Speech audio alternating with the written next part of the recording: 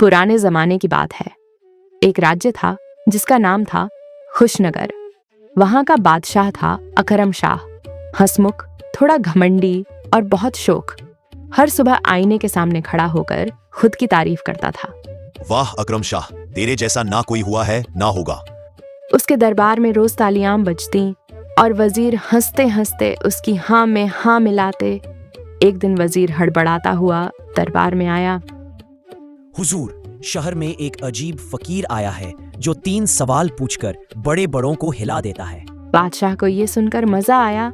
उसने आदेश दिया कि उसे मेरे दरबार में बुलाओ। क्या वो फकीर मेरा ताज गिरा देगा? बुलाओ उसे, आज मैं दिखाता हूँ कि अक्ल क्या होती। दोपहर को एक दुबला पतला मुस्कराता हुआ फकीर दरबार में आया। उसकी आंखों में एक अजीब चमक थी।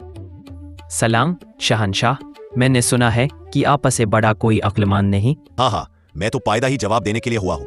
पूछो फकीर, क्या पूछना? उसने कहा कि वो 3 सवाल पूछेगा और अगर बादशाह ने जवाब दे दिए तो वह उसका गुलाम बन जाएगा, वरना बादशाह को उसकी शर्त माननी होगी। तो मेरे 3 सवालों के जवाब दीजिए। बादशाह जोर से हंसा। दरबार में सब उसकी हंसी में शामिल हो गए। फकीर ने पहला सवाल पूछा। मेरा पहला सवाल, जब आप सोते हैं तब आप बादशाह रहते हैं या आम आदमी? अगर सपनों में आप बादशाह हैं तो सुबह उठाते ही क्यों डराते हैं कि ताज कहीं खिसक न जाए? मैं बादशाह ही रहता हूँ। नींद में भी मैं ताज पहनाता हूँ, सपनों में। फकीर, तू तो मेरे सपनों में भी घुस आया। फिर दूसरा सवाल। मेरा दूसरा सवाल, अगर अल को आप की मौत हो जाए तो आपका सोना चांदी, महल और यह आराम की कुर्सी किस काम आएगी? इसे काम का नहीं रहेगा, सब यहीं रह जाएगा। जो चीज साथ नहीं जाएगी उस पर इतना गुरूर क्यों? और आखिर में तीसरा सवाल भी ऐसा था जिसने बादशाह की आंखें खोल दी।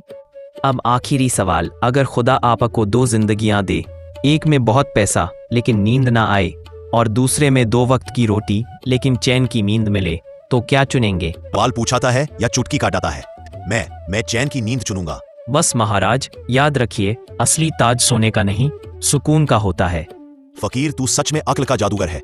आज से तू मेरा उस्ताद। मैं आपका उस्ताद नहीं, आपका आईना हूँ। मैंने बस वो दिखाया है जो आप से छिपा हुआ था।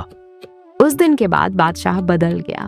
उसने गरीबों में अपना खजाना बांटा, लोगों के साथ बैठकर खाना खाया और हर रोज हंसते हुए कहा, अब मैं सच्चा बादशाह हूँ क्योंकि मैंने सुकून पा लिया है। अब मैं सच्चा बादशाह हूँ क्योंकि मैंने सुकून पा लिया है। कैसी लगी कहानी आपको? कहानी टाइम टीवी बच्चों और बड़ों के लिए मजेदार कहानियाँ लेकर आता है। प्लीज लाइक करो, सब्सक्राइब करो और प्यारा सा कमेंट भी कर देना।